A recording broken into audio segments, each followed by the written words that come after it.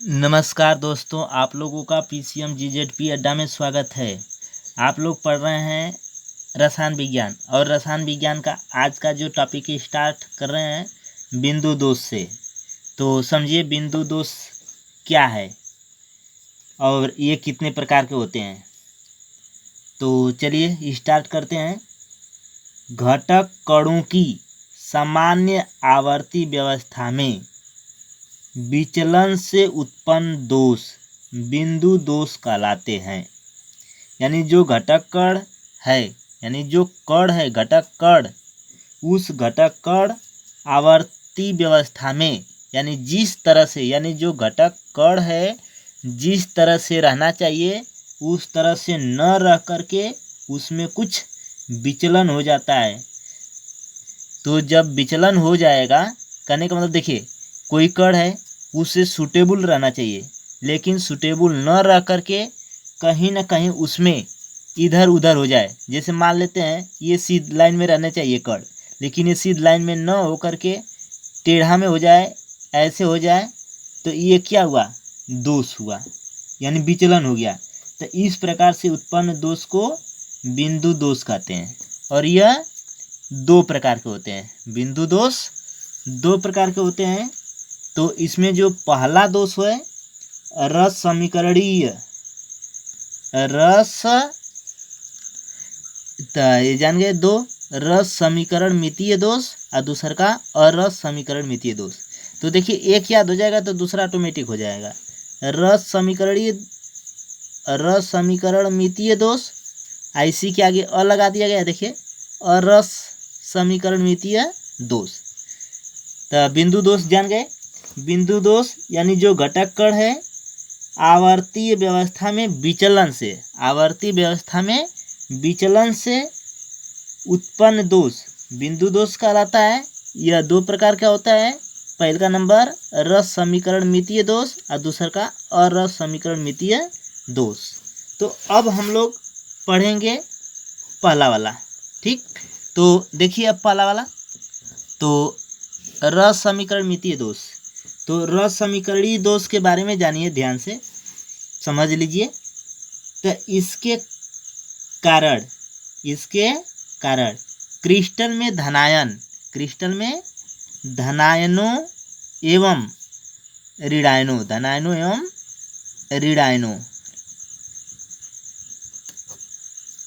का अनुपात परिवर्तित नहीं होता है। यानी रस समीकरणीय दोष, तो रस समीकरणीय दोष में धनायनों और ऋणायनों का अनुपात परिवर्तित नहीं होता है। यानी जो इसका रेशियो रहता है धनायन और ऋणायन का, वही रेशियो हमेशा के लिए रहता है।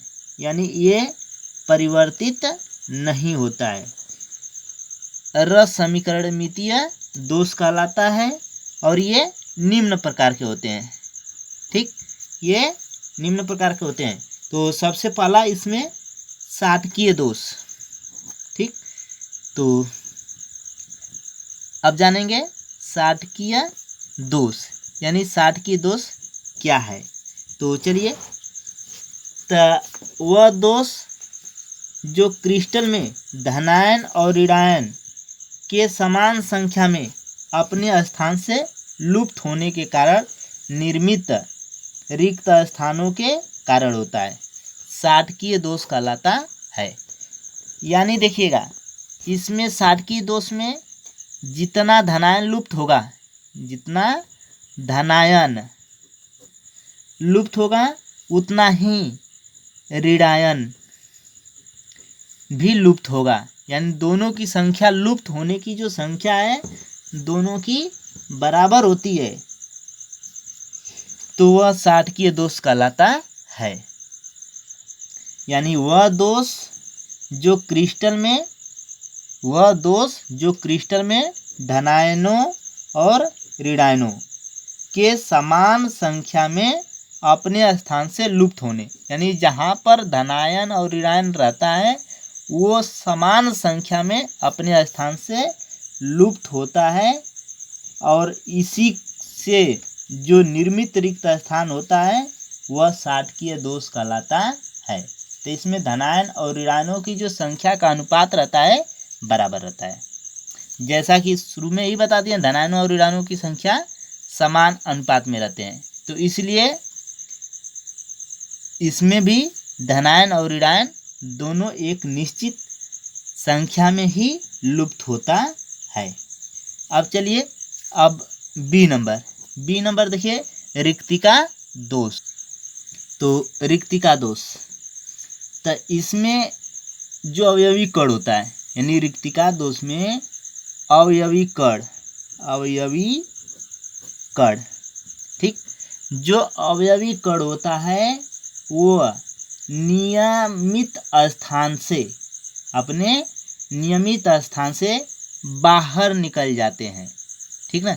यानी जो नियमित स्थान है वो क्या हो जाएगा, अपने नियमित स्थान से बाहर। जैसे कि हेडिंग से ही देख लीजिए, रिक्तिका यानी रिक्त हो जाएगा, यानी जहाँ पर वो फिक्स धनायन अथवा ऋणायन अणु परमाणु जो भी यानी उसके अवयवी कण है, वह अवयवी कण अपने स्थान से, जो उसका फिक्स स्थान है, वो फिक्स स्थान से वो बाहर की ओर निकल जाता है, तो उत्पन्न दोष रिक्तिका दोष कहलाता है।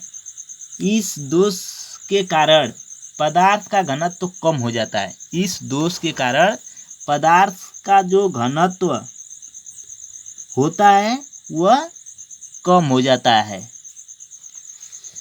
और यह दोष पदार्थ को गर्म करने पर उत्पन्न होता है। यह जो दोष है, पदार्थ को गर्म जैसे ही करेंगे तो यह दोष उत्पन्न होता है, इसलिए इसे ऊष्मागतिकीय दोष नाम भी दिया गया है।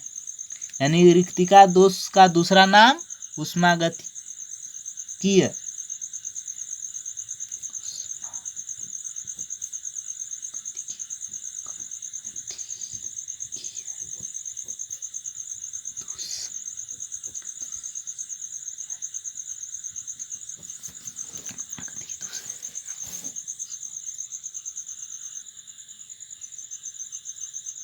तो देखिए, फ्रेंकेल दोष, तो यह दोष साधारणतया आयनिक ठोसों द्वारा प्रदर्शित किया जाता है। यानी जो फ्रेंकेल दोष है वह आयनिक ठोसों द्वारा प्रदर्शित किया जाता है, यानी आयनिक, ठीक। यानी फ्रेंकेल दोष साधारणतया आयनिक ठोसों द्वारा प्रदर्शित किया जाता है।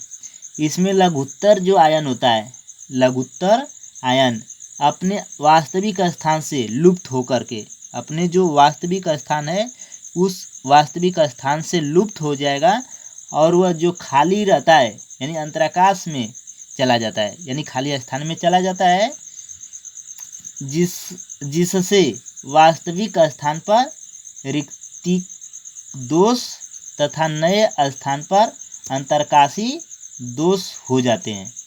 अतः इसे विस्थापन दोष भी कहते हैं। यानी फ्रेंकेल दोष को विस्थापन दोष कहते हैं, ठीक। तो फ्रेंकेल दोष को विस्थापन दोष कहते हैं। क्यों विस्थापन? क्योंकि इसमें विस्थापन होता है। देखिए, साधारणतः आयनिक ठोसों द्वारा प्रदर्शित किया जाता है, यानी फ्रेंकेल दोष को आयनिक ठोसों द्वारा प्रदर्शित किया जाता है। इसमें लघुत्तर आयन अपने वास्तविक स्थान से लुप्त होकर अंतराकाश में चले जाते हैं। यानी जो जहाँ पर रहना चाहिए लघुत्तर आयन, वह अपने स्थान से लुप्त हो जाता है और अंतराकाश में चला जाता है, जिससे वास्तविक स्थान पर रिक्तिक दोष, यानी अब कहने का मतलब जहाँ पर वो रहना चाहिए वो तो छोड़ करके खाली स्थान पर चला जाता है, तो वह स्थान क्या हुआ? रिक्त हो गया, यानी रिक्तिका दोष। और नए स्थान पर अंतरकाशी दोष, क्योंकि वहाँ पर नया आ गया, वहाँ पर तो रहना नहीं चाहिए, इसलिए अंतरकाशी दोष हो गया, और इसीलिए इसे विस्थापन दोष भी कहते हैं। और इसका उदाहरण देखिए, ZnS, AgCl, AgBr, AgI, ETC। ठीक, इसका ये उदाहरण है। तो चलिए आगे पढ़िए। डी नंबर देखिए, जैसा कि अभी आप लोग पढ़े हैं फ्रेंकेल दोष। तो फ्रेंकेल दोष में क्या होता है, वास्तविक स्थान से आयन रिक्ति अंतराकाशीय स्थान पर चला जाता है, इसलिए उसे रिक्तिका दोष। और वह स्थान कहाँ चला जाता है, खाली स्थान पर, यानी अंतराकाश स्थान पर चला जाता है, इसलिए उसे अंतराकाशी दोष कहते हैं। अभी कन्फर्म भी हो गया है पीछे ही हेडिंग पर, फिर भी देख लीजिए। अंतराकाशी दोष तो यानी अवयवी कण, यानी परमाणु अथवा अणु, यानी जो अवयवी कण है। अवयवी कण का मतलब परमाणु अथवा अणु। ठीक, अंतराकाशीय स्थान पर पाए जाए। अंतराकाशीय स्थान, क्योंकि अंतराकाशी यानी अंतराकाशी का मतलब वो स्थान खाली रहना चाहिए, लेकिन खाली वाला स्थान पर अगर अवयवी कण पाया जाता है तो वह दोष अंतराकाशी दोष कहलाता है। ठीक, और यह दोष दिखाई नहीं देता है। यह दोष अनआयनिक ठोसों में दिखाई देता है। अनआयनिक अगर ठोस है तो उसमें यह दिखाई देता है। तो ये आप लोग पढ़ लिए 4, यानी रस समीकरण मितीय दोष में 4 दोष पढ़ लिए। पहल का नंबर पढ़े साटकीय दोष, दूसर का पढ़े रिक्तिका दोष, तीसर का पढ़े फ्रेंकेल दोष और चौथा का पढ़े अंतराकाशी दोष। अब देखिए 2 नंबर यानी बिंदु दोष के बारे में बताया जा रहा था कि बिंदु दोष 2 प्रकार के, तो पहला पढ़ लिए और उसके प्रकार पढ़ लिए। अब दूसर का पढ़ेंगे अरस समीकरण मितीय दोष। तो देखिए अरस समीकरण मितीय दोष, तो इसमें जो धनायन और ऋणायनों का अनुपात परिवर्तित रहता है, यानी जो धनायन है और ऋणायन, धनायनों एवं ऋणायनों। ठीक, यानी जो धनायनों और ऋणायनों का अनुपात जो होता है वह परिवर्तित रहता है। ठीक, परिवर्तित। लेकिन रस समीकरण मिति यानी ये हटा दें तो रस समीकरण मितीय दोष, तो रस समीकरणीय मितीय दोष में धनायनों एवं ऋणायनों का अनुपात परिवर्तित नहीं होता है, लेकिन इसमें अरस समीकरण मिति तो इसमें अनुपात परिवर्तित होता है और ये निम्न प्रकार के हैं। ठीक, अब इसमें भी पढ़ेंगे कई प्रकार। तो इसमें भी पहला पढ़ते हैं धातु आधिक्य दोष। तो देखिए जब किसी क्षारीय हैलाइड,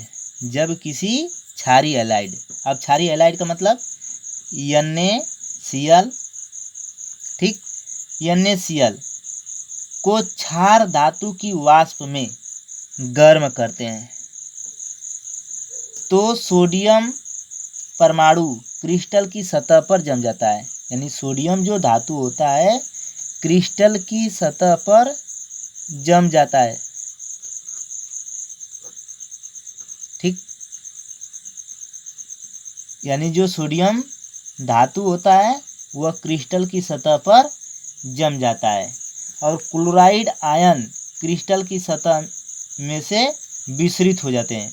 यानी जो क्लोराइड आयन है, यानी सोडियम क्लोराइड तक जो क्लोराइड यानी क्लोराइड आयन है क्रिस्टल की सतह से विसरित होने लगता है। यानी अब देखिए सोडियम धातु क्रिस्टल की सतह पर जम गया, तो अब जम गया तो कहने का बचा क्या है, क्लोराइड। तो ये जो क्लोराइड आयन है अब यहाँ से यानी सोडियम से अलग होने लगता है और परमाणुओं के साथ ये मिल करके NaCl देता है और Na परमाणुओं के साथ, ठीक ना, यानी अब सोडियम परमाणु के साथ अगर मिलेगा क्लोराइड आयन सोडियम पर सोडियम परमाणु के साथ जैसे ही मिलेगा तो NaCl प्राप्त होने लगता है। ऐसा सोडियम धनायन आयन प्राप्त करने के लिए सोडियम धनायन आयन प्राप्त करने के लिए सोडियम परमाणु से इलेक्ट्रॉन मुक्त हो जाने से होता है। यानी अगर ये प्राप्त करना है तो ये कैसे प्राप्त किया जाएगा? सोडियम परमाणु से इलेक्ट्रॉन मुक्त हो जाने से। ठीक, ये जान गए आप लोग। धातु आधिक्य दोष, तो जब किसी क्षारीय हैलाइड जैसे NaCl को क्षार की वाष्प में गर्म किया जाए, क्षार धातु की वाष्प में गर्म करते हैं तो सोडियम परमाणु धातु की क्रिस्टल की सतह पर जमने लगता है और क्लोराइड आयन क्रिस्टल की सतह से विसरित होने लगता है। ठीक, विसरित होने लगता है और Na परमाणु के साथ मिलकर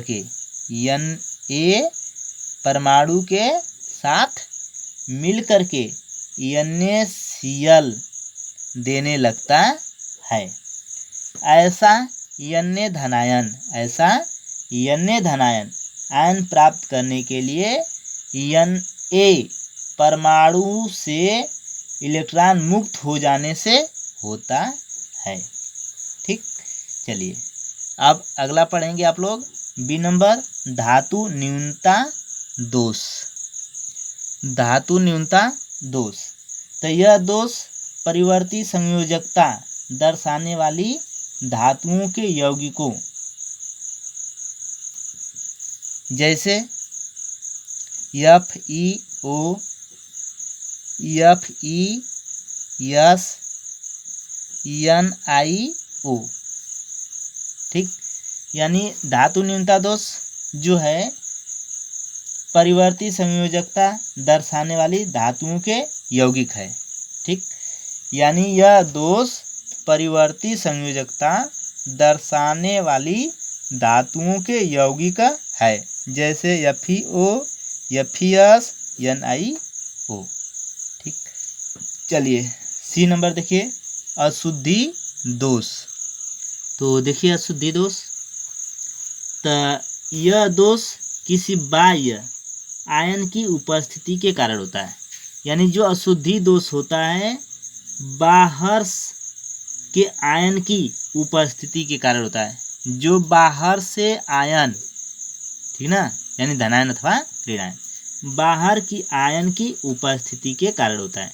जैसे देखिए NaCl है, अगर NaCl में हम SrCl2 कुछ मात्रा मिला दें, तो जैसे ही कुछ मात्रा मिला दे रहे हैं तो SR2 धनायन, यानी SR2 धनायन Na आयन का स्थान ले लेता है।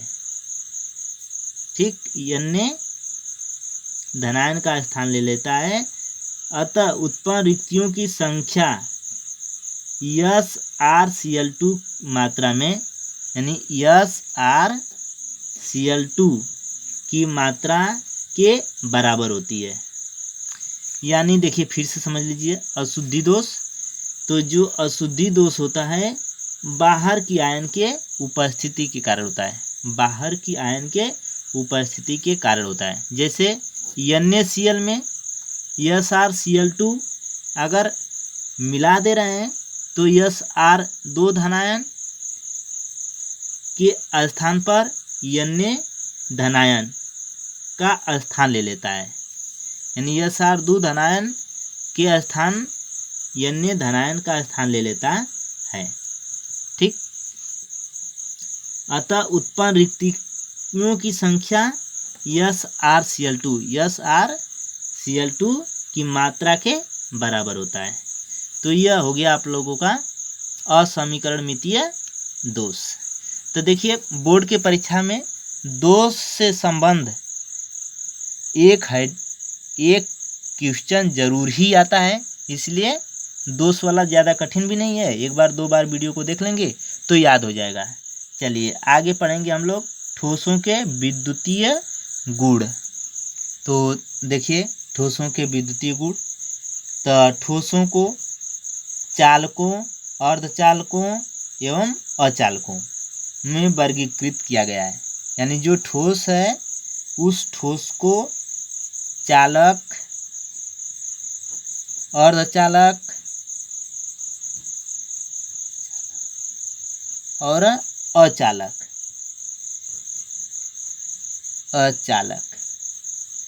ठीक, अचालक में बांटा गया है। और चालकों और अर्धचालकों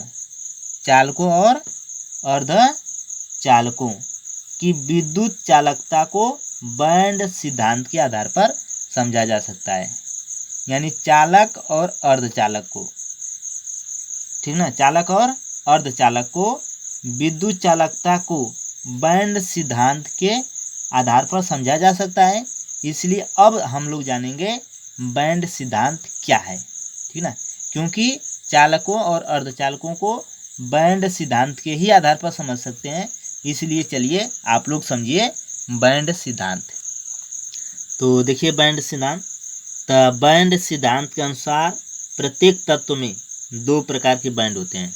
यानी प्रत्येक तत्व में दो प्रकार के बैंड उपस्थित होते हैं, ठीक ना। यानी बैंड सिद्धांत के अनुसार प्रत्येक तत्व में दो प्रकार के बैंड उपस्थित होते हैं। पहले का जो बैंड है संयोजक बैंड,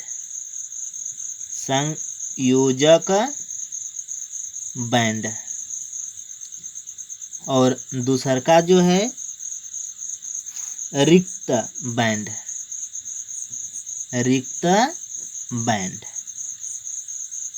ही बैंड का चालकता बैंड भी नाम है, या चालकता बैंड, ठीक। इन दोनों बैंडों के मध्य की दूरी, यानी संयोजक बैंड तथा रिक्त बैंड या चालकता बैंड के मध्य की दूरी को ऊर्जा अंतराल कहते हैं, ठीक, ऊर्जा अंतराल।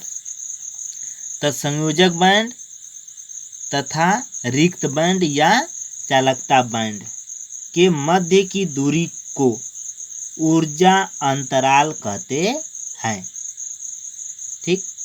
चलिए अब जानिए आप लोग।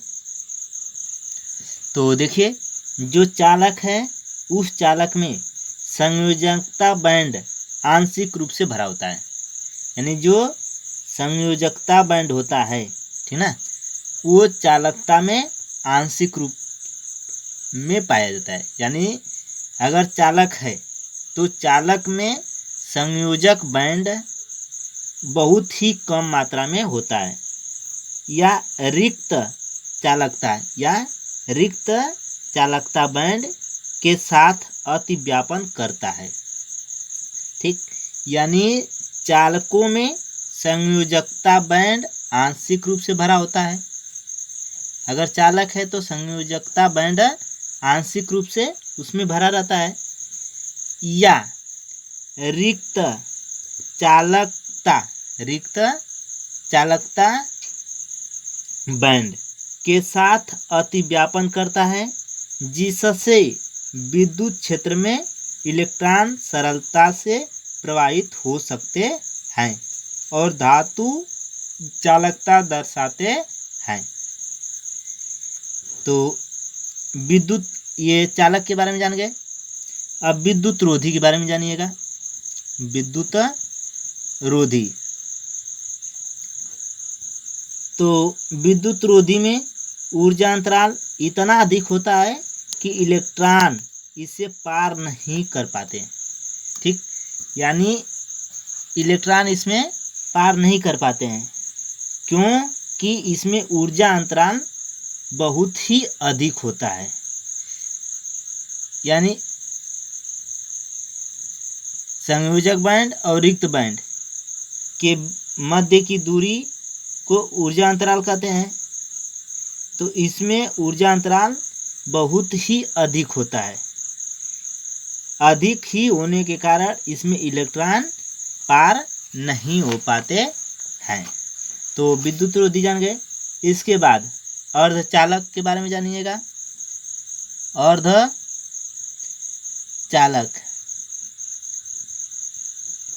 तो अर्धचालक में ऊर्जा अंतराल कम होता है। अर्धचालक में ऊर्जा अंतराल कम होता है। इस कारण कुछ इलेक्ट्रॉन संयोजक बैंड से चालकता बैंड में चले जाते हैं। यानी इसमें जो ऊर्जा अंतराल है कम होता है, लेकिन विद्युत रोधी में ऊर्जा अंतराल बहुत ही अधिक होता है, लेकिन इसमें अर्धचालक में ऊर्जा अंतराल कम होता है, जिस कारण कुछ इलेक्ट्रॉन संयोजक बैंड से चालकता बैंड में चले जाते हैं। इस प्रकार अर्धचालक अल्प चालकता दर्शाते हैं। ताप बढ़ने पर अर्धचालकों की विद्युत चालकता बढ़ जाती है। ठीक, जान गए।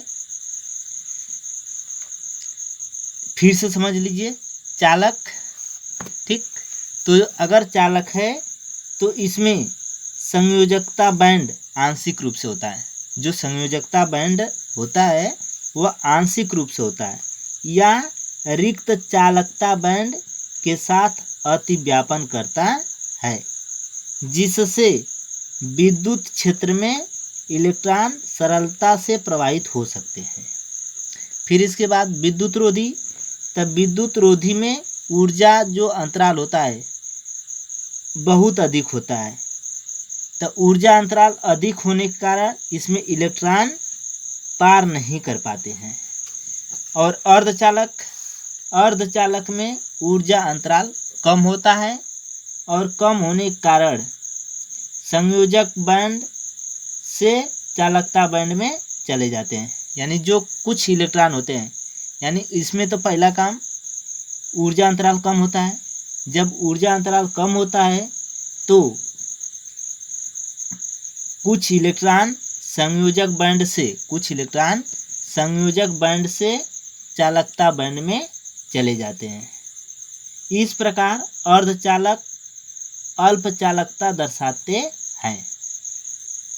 ताप जैसे ही बढ़ा देते हैं तो अर्धचालकों की विद्युत चालकता बढ़ जाती है। अब हम लोग जानेंगे अर्धचालकों के प्रकार। तो देखिए अर्धचालकों के प्रकार। तो अर्धचालक दो प्रकार के होते हैं। पहला नंबर पी प्रकार के अर्धचालक, दूसरा नंबर एन प्रकार के अर्धचालक। ठीक, तो अब सबसे पहले आप लोग जानिए पी प्रकार के अर्धचालक। तो जर्मेनियम को पी प्रकार का अर्धचालक बनाने के लिए, यानी जर्मेनियम को पी प्रकार का अर्धचालक बनाने के लिए इसमें वर्ग 13 के तत्वों जैसे बोरान, एल्युमिनियम अथवा गैलियम को मिश्रित किया जाता है। ठीक, याद रखिए। यानी जर्मेनियम, तो जर्मेनियम को पी प्रकार का अर्धचालक बनाना होता है। तो बनाने के लिए क्या करते हैं, जर्मेनियम में वर्ग 13 के तत्व को अर्थात Bal अथवा Ga को मिश्रित किया जाता है। वर्ग 13 के तत्वों में केवल 3 संयोजक इलेक्ट्रॉन होते हैं। अतः क्रिस्टल जालक में इसके आने से वह स्थान जहाँ चौथा इलेक्ट्रॉन नहीं होता है, इलेक्ट्रॉन रिक्त या इलेक्ट्रॉन छिद्र कहलाता है। विद्युत क्षेत्र के प्रभाव में ये इलेक्ट्रॉन छिद्र धनावेशित प्रतीत होते हैं। इस प्रकार के अर्धचालक को पी प्रकार के अर्धचालक कहते हैं। ठीक, फिर से समझ लीजिए। जर्मेनियम को पी प्रकार का अर्धचालक बनाने के लिए, जर्मेनियम को पी प्रकार के अर्धचालक बनाने के लिए इसमें वर्ग 13 के तत्व, वर्ग 13 के तत्व BAlGa, ठीक, इनमें से किसी को मिलाया जाता है। फिर मिलाने से, ठीक ना, मिलाया जाता है। फिर जैसे ही मिला देते हैं वर्ग 13 के तत्व, तो केवल 3 संयोजक इलेक्ट्रॉन होते हैं, केवल 3 संयोजक इलेक्ट्रॉन होते हैं। अतः क्रिस्टल जालक में इनके आने से वह स्थान जहाँ चौथा इलेक्ट्रॉन नहीं होता है, इलेक्ट्रॉन रिक्त या इलेक्ट्रॉन छिद्र कहलाता है। विद्युत क्षेत्र के प्रभाव में ये इलेक्ट्रॉन छिद्र, यानी जो इलेक्ट्रॉन है वह छिद्र धनावेशित प्रतीत होता है। इस प्रकार के अर्धचालक को पी प्रकार के अर्धचालक कहते हैं। चलिए अब जानिए दूसर का हेडिंग, यानी एन प्रकार के अर्धचालक, ठीक। तो वर्ग 14 के तत्व, अब वहाँ पर वर्ग 13 था, अब वर्ग 14 के तत्व, ठीक, वर्ग 14 के तत्व जैसे सिलिकॉन, Ge को जब वर्ग 15 के तत्व, यानी वर्ग 14 के तत्व यानी SiGe को वर्ग 15 के तत्व, ठीक, वर्ग 15 के तत्व जैसे P अथवा Ge, जिसमें 5 संयोजक इलेक्ट्रॉन होते हैं, के साथ अपमिश्रित किया जाता है, तो 5वें अतिरिक्त इलेक्ट्रॉन के विस्थापित होने से Si या Ge की चालकता बढ़ जाती है। अतः इलेक्ट्रॉन धनी अशुद्धि से अपमिश्रित Si या Ge को एन प्रकार के अर्धचालक कहा जाता है, ठीक। अब आगे देखिए ठोसों के चुंबकीय गुण। तो देखिए ठोसों के चुंबकीय गुण, तो चुंबकीय गुण के आधार पर इन्हें प्रतिचुंबकी, अनुचुंबकी, लवचुंबकी, प्रतिलव चुंबकी तथा फेरी चुंबकी पदार्थ में बांटा गया है। यानी चुंबकीय गुण के आधार पर इसे प्रतिचुंबकी, अनुचुंबकी, लव चुंबकी, प्रतिलव चुंबकी तथा फेरी चुंबकी पदार्थ में बांटा गया है।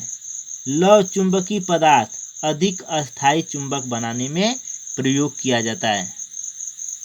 लव चुंबकी जो पदार्थ है वह अस्थायी चुंबक बनाने में प्रयोग किया जाता है, क्योंकि लव चुंबकी पदार्थ को चुंबकीय क्षेत्र में रख देते हैं तो वह अयुग्मित इलेक्ट्रॉन चुंबकीय क्षेत्र की दिशा में अभिविन्यास हो जाते हैं, और जैसे ही चुंबकीय क्षेत्र से हटा भी लेते हैं तो अभिविन्यास बना ही रहता है, ठीक। यानी लव चुंबकी पदार्थ जो होता है, लव चुंबकी पदार्थ अस्थायी चुंबक बनाने के लिए प्रयोग में लाया जाता है। अगर लव चुंबकी पदार्थ को चुंबकीय क्षेत्र में रख देते हैं तो उसमें चुंबकीय पदार्थ आ जाता है, और अगर हटा भी लेते हैं चुंबकीय क्षेत्र से तब भी उसमें से अभिविन्यास, चुंबकीय क्षेत्र हटा लेने पर भी इनका जो अभिविन्यास रहता है बना ही रहता है, यानी उसमें चुंबक का गुण रहता ही है। ठीक, तो ये आप लोग जान गए। चलिए आगे देखिए। चलिए अब देखिए आंकिक प्रश्न। तो प्रश्न नंबर 1 है। तो प्रश्न नंबर 1 देखिए क्या करा है। 58.5 ग्राम NaCl में इकाई सेलों की संख्या ज्ञात कीजिए। अब इसमें इकाई सेलों की संख्या ज्ञात करना है। देखिए ये वेरी इंपॉर्टेंट है, क्योंकि ये 2019 में, 2015 में, 14 में आया था। तो सबसे पहले इकाई सेलों की संख्या ज्ञात करने के लिए क्या क्या पता करेंगे। तो सबसे पहले सूत्र भार निकालेंगे, यानी NaCl का सूत्र भार निकालेंगे। तो चलिए देखिए NaCl का सूत्र भार। तो Na का परमाणु भार 23 होता है और Cl यानी इसका परमाणु भार 23 और Cl का परमाणु भार 35.5। अब दोनों को जोड़ देंगे। ठीक, तो देखिए NaCl का सूत्र भार यानी 23 + 35.5 बराबर 58.5, यानी ये सूत्र भार हो गया। तो याद रखिए क्या क्या पता करना है। फिर मोलों की संख्या निकालेंगे। तो मोलों की संख्या निकालने का फार्मूला होता है W बटा में। तो देखिए ये जो मान दिया है लिख ले रहे हैं। तो 58.5 ग्राम NaCl, यानी NaCl का भार दिया है। NaCl का भार 58.5 ग्राम। ठीक, 58.5 ग्राम दिया हुआ है।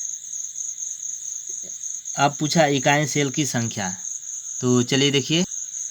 तो देखिए NaCl का सूत्र भार, NaCl का सूत्र भार। तो Na का मतलब परमाणु भार होता है 23 प्लस Cl का परमाणु भार होता है 35.5। अब इन दोनों को जोड़ देंगे तो ये हो जाएगा 58.5। ठीक, अब मोलों की संख्या NaCl के मोलों की संख्या